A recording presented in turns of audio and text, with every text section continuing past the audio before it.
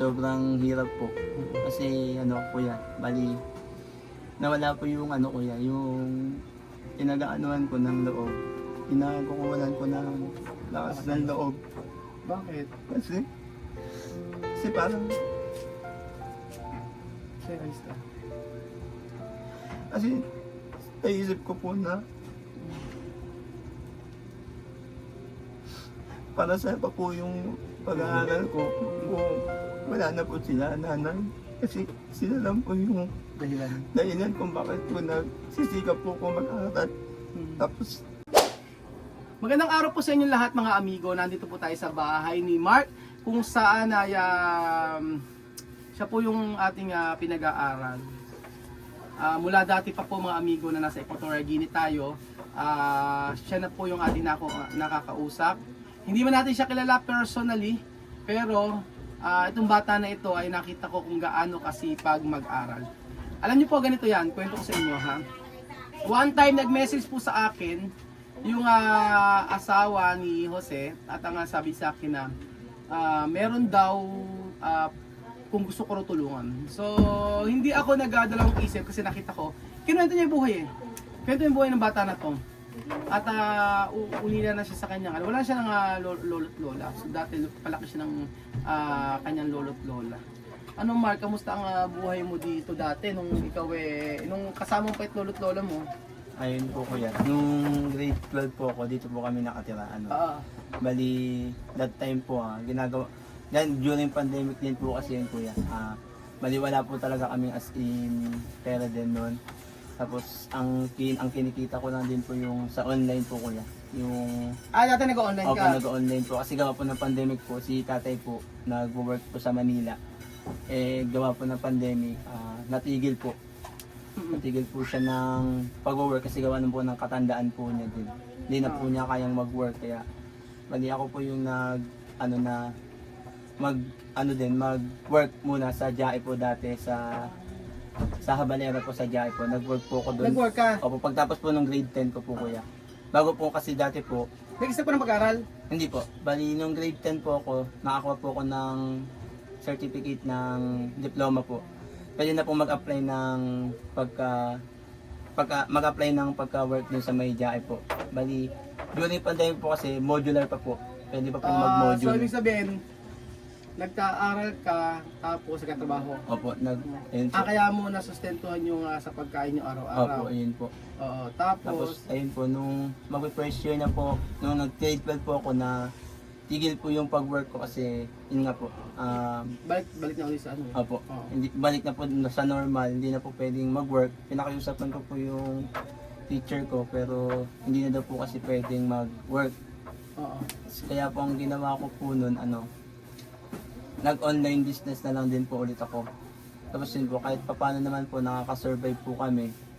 Kahit tapos nung nag-first year na po ako, ay nga po, nung dumating, nung nag-chat po ako sa teacher ko na yon, may, nasa ano pa po kayo nun, nasa Africa pa po. Ayun po. Bali, sabi po ni ma'am na i-chat ko daw po kayo. Ayun po. Tapos yun, nagpapasalamat po ako dahil kahit hindi niyo po ako kilala na lubusan, tinulungan niyo po ako ng walang alinlangan. Tapos yung that time po ito po lately lang po last year po nung namatay po sila Namatay na nanay. yung lolo't lola mo. Opo. Sobrang hirap lang po kasi yung mga kapatid ko po, tsaka yung parents po. Ilan ba kayo magkakapatid? Yung mga kapatid ko po, 6 po, pero hindi ko po sila totally close. Opo, kasi po kuya, malayo din po kasi sila. Tapos pinagbablock ko na din po sila kasi gawa ng Bakit? hindi naman po sila nakakatulong kuya. Pero yung mga kapatid mo na yung sa nanay, Opo, sa nanay po. tapos sa tatay mo rin. Opo. Ilan ba kayo malalaki na rin? Opo, malalaki na po. Teka, ngayon namumuhay ka mag-isa. Yes po kuya. Tapos, anong ibang kamag-anak na tumutulong sa'yo? Ano po, yung sa pagkain ko lang po sila, yun po Sa pagkain? sa may labasan po. Oo. Yung ayun po yung mga Tumutulong pinsan sila? ko po, o kahit pa paano po nakakapag, ano po, Sa pagkain. pagkain po. Pero dahil sa pag-aaral, Ayun po, wala po. Bali, meron lang pong isang scholar sa simbahan po kuya, na yung Kaibigan Foundation po, nagbibigay po kahit pa paano ng allowance po. alawan. Opo. Tapos yung binibigay ko sa iyo, yun yung sa tuition. Opo, yung sa tuition po. Mm. Tapos yung iba po doon, ginagastos ko din po pang araw-araw po. Oo.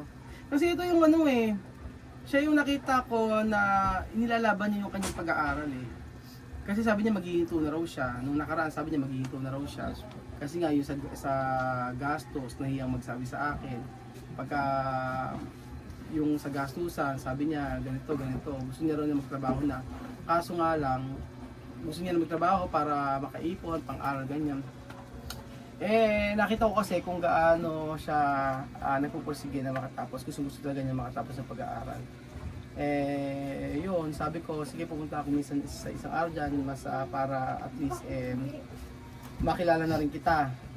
Kasi every month po kasi ang ginagawa ko, nagsasend lang ako sa kanya ng money para sa pag-aaral niya o sa pang-allowance niya. So before, before kasi hindi pa naman, wala pa namang tuition kasi ngayon may tuition na. Kaya ganun. Kasi yung ano mo, yung halimbawa yung buhay mo,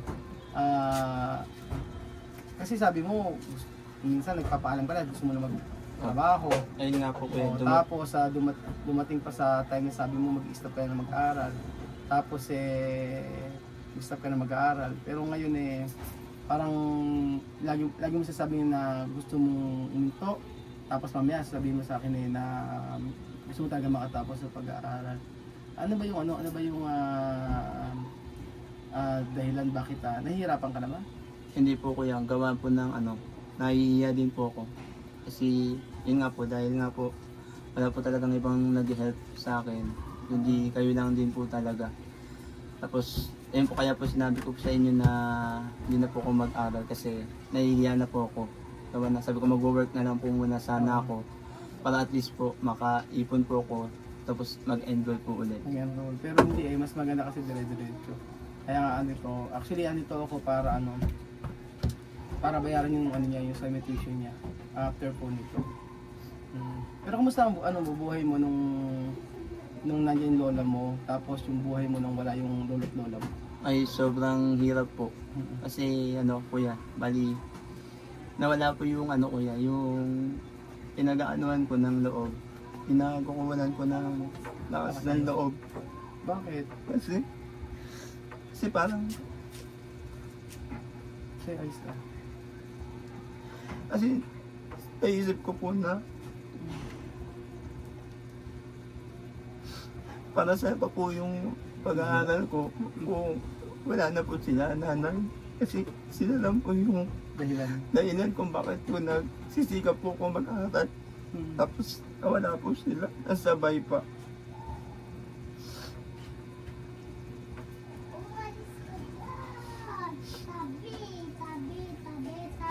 Pero syempre dapat kahit alam mo wala na sila, mas matutuwa yung lolo't lola mo kapag nakatapos ka ng pag-aaral. Sasabihin ng lolo't lola mo na yung ginagawa mong pag-aaral na yun para sa future mo, hindi na para sa kanila. Kasi kung wala na talaga sila, mas tingin ko yun, magiging proud siya pagka nakatapos ka ng pag-aaral. Kaya ituloy mo yung pag-aaral mo. Yun yung talaga pinakamasakit na nangyari sa iyo na wala yung lolo't lola mo. Opo kuya. Sobrang hirap po talaga. Kasi that time, pagpapasok ka po sa school, merong mga kamusta po sa'yo, yung pagpasok mo sa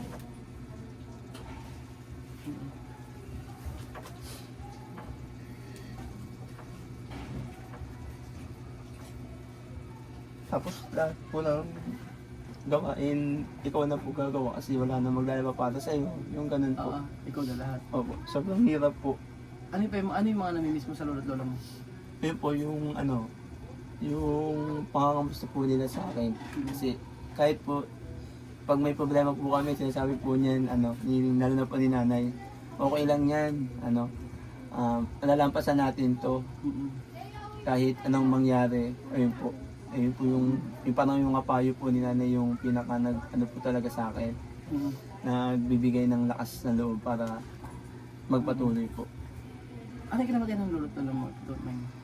Si Lola, ito po, si tatay po ano, Oo. komplikasyon na din po.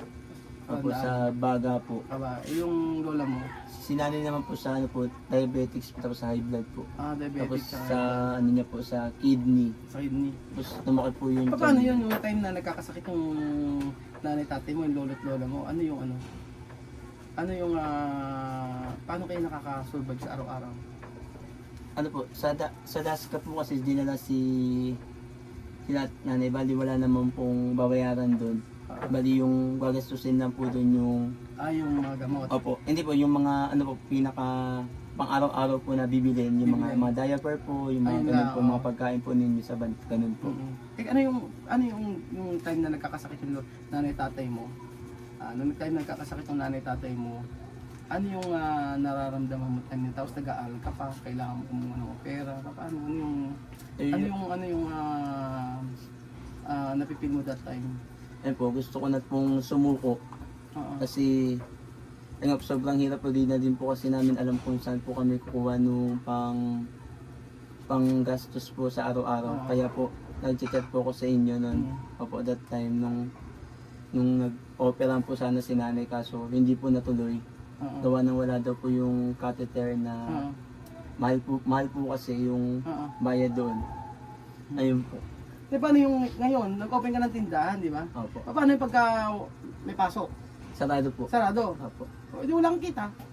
Umaga lang po. Umaga lang Opo. pag andito ka. Opo. Ah. Bali ang pasok ko po minsan Oo. 12 na po. Tapos minsan 1 po. Kasi nag-open siya ng tindahan para kahit pa paano kumikita siya kasi ano to mga business to kung ano yung pwedeng pagkakitaan gagawin niya kita. Ito, kagaya niya na ito. O ito, magkano naman yung ganito? 25 pesos O, po isa. 25 pesos isa. Opo, kuya. O di, ito yung ginagawa niya para at least kumita siya. Ganun po. Kasi ang usapan namin sa kanya yung sa pag-aaral lang. Oo, yung sa pag-aaral lang. Kaso nga lang nung nakaraang SEM, wala siyang choice kung hindi yung pinapadala ko sa pag-aaral niya, magastos din niya para sa kanyang allowance, ganoon. So, nung nakaraang SEM,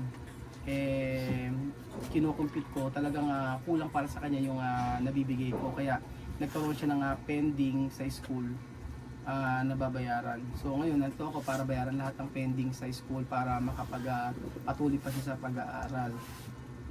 Pero ano ngayon, okay ka naman Medyo okay na din po kahit paano po, Oo. kuya. Inaano ko na lang po na makapagtapos ako para Nakapagtapos ka? opo, kada nanay at Oo, tatay po. para matuwa yung nanay tatay mo. Kung ngayon, hindi ka na tinutulungan ng mga kapatid mo, Ayun nga po. kung hindi ka tinutulungan ng nanay mo, isipin mo, may isang Kuya Raul na tutulong sa iyo. Huwag ka mag-alala, makakatapos ka ng pag-aaral. Ayun po. Basta siguraduhin mo lang na mag-aaral ka mabuti. Yes po. Oo, kasi sa akin ang condition ko lang, wala akong pakialam kung ang grades mo ay mababa. Bonus na lang kung mataas. Mahalaga sa akin, pasado ka lahat at mahalaga sa akin pumapasok ka. Wala na akong pakialam kung grades mo ay hindi masyadong mataas. Pero nakita ko kasi tas ding mga grades nito, matalino din. At nakita ko kung every sem kapag magbibigay siya ng grade sa akin, nakikita ko naman mataas talaga. Kaya hindi naman po tayo hindi naman po tayo mga amigo. Kumbaga, yung ginagawa niyang pag-aaral ay okay na sa akin. Kung siya ay mababa, okay lang din. Basta pagpatuloy na yung pag-aaral niya. Yun lang po mga amigo. At syempre, aral lang lagi. Opo, kuya. Hanggat kaya, sige, aral lang. Tapos wag mo isipin yung masyado ka nag-iisip kasi medyo emotional batan. Parang ilan taon ka na ba? 22 po. 22. Pero 22 dapat graduate ako pag ganito. Opo, dati tapusan. Dapat, Date lang po nag-grade 1, kuya. the grade 1. Opo. Paano nung mula na pagkabata mo, talagang lolo't-lola mo kasama mo? Opo. Ibig Dito po sabihin kami yung sa labasan. ibig sabihin yung nanay mo talaga hindi ka sinuportahan mula pagkabata. Hindi po. Pati yung mga kapatid po hanggang ano. Abo, yung mga kapatid ko po nakaraan, nakakausap ko po sila pero that time po, di na po kasi gawa ng, doon ako na po sila kasi Oo. tuwing pong nangingi po ako sa kanila, kahit konti lang po, Hindi ka binibigyan. hindi po ako palagi lang pong walang pera po. Kaya ganito gawin mo kapag ka ikaw nakapagtapos, nakahanap ng trabaho, meron ka, at pag nangailangan yung nanay at mga kapatid mo, ayun, huwag mong bigyan. Hindi, joke lang. Hindi ba kasarili? Hindi, ano lang, pagka sakaling dumating yung time na nakatapos ka ng pag-aaral, tapos ikaw may magandang trabaho, pwede mong balikan yung mga kapatid mo at sila naman tulungan mo if ever na nangangailangan. Kasi alam mo, ganito, ako, si Kuya Raul, marami na sa akin ganyan. Maraming mga tao nga dati ay hindi tumutulong sa akin. Pero ang napatunayan ko kasi na ang gusto ng Lord, ang gusto ng ating Panginoong Jesus, kung ano yung ginawang masama sa iyo, babalikan mo ng kabutihan. Balikan mo ng kabutihan. Kaya pag ganun ang ginawa mo, for sure, yung blessing para sa iyo dire-diretso. Ganun lang. Kung sila naman ay makikipag-communicate pa sa iyo. Pero kung hindi naman, hayaan mo lang sila doon. Oo, kasi ito ang ano ko diyan, pamilya mo pa rin yun. Oo, kumbaga kung hindi ka matulungan ngayon, baka siguro sila nahihirapan din.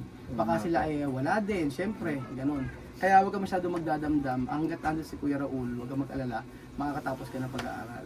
Thank you po Ayos talaga. ba? Opo, kuya. Mm-mm. Maraming salamat po talaga kuya kasi kahit hindi niyo po ako kilala, hindi po kayo nag-atubilin na tulungan ako. Kahit malayo pa po ako, pinuntahan niyo pa rin po ako ngayon. Sobrang nahihiya nga po kasi talaga ako. Gawa ng laki na din po ng na-help niyo sa akin.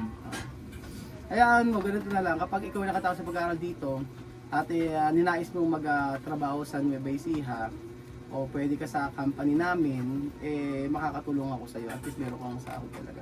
Kasi parang dito, ewan ko kung komportable ka, pero sa nakikita ko parang ang hirap dito sa part na to, sa lugar ninyo.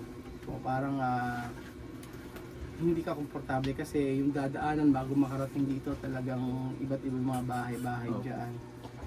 So ayun po mga amigo, tandaan po natin, sa buhay po natin, maaaring sa ngayon naghihirap tayo o nahihirapan tayo, marami tayong problema. Ang isipin po natin, ang Diyos gumagawa ng paraan para po maging maayos tayo. Maaaring ngayon marami kang problema, marami kang dinadala sa loob mo na galit, inis, o tinatagong sama ng loob. Hindi yung permanente. Ang nais lang po ng Lord ay magtiwala ka sa Kanya. Kasi ang plano ng Lord ay iba sa plano natin. Maaari yung plano natin ay ganoon, pero sa Lord may mas magandang plano. Hindi natin kayang arukin ang kakayanan ng Panginoon. Kaya patuloy po tayo na manalangin at syempre kailangan sa pananalangin kumilos din tayo. Hindi naman po pwede lagi lang tayo mananalangin, lagi lang tayo magpipray, pero hindi tayo kumikilos. So, yun po mga amigo, yun po ang buhay ni Mark. At nawa po yung maging inspirasyon siya sa mga tao na nahihirapan. Mag-isa man siya na namumuhay, walang kasama, at hindi matulungan ng kanyang mga pamilya, pero lumalaban para makatapos ng pag-aaral. Yun po mga amigo, thank you so much po at I pray sa buhay ni Mark kaya makatapos ng pag-aaral. Yun lang aking panalangin para sa kanya at I pray na makahanap ng magandang trabaho para in the future masasabi niya na siya ay tagumpay sa buhay at ang kanyang pag-aaral ay maiaalay niya sa kanyang yumaong lolo at lola. So ayun po mga amigo, thank you so much po sa panonood ng episode nito at God bless po, mabuhay po ang mga Pilipino.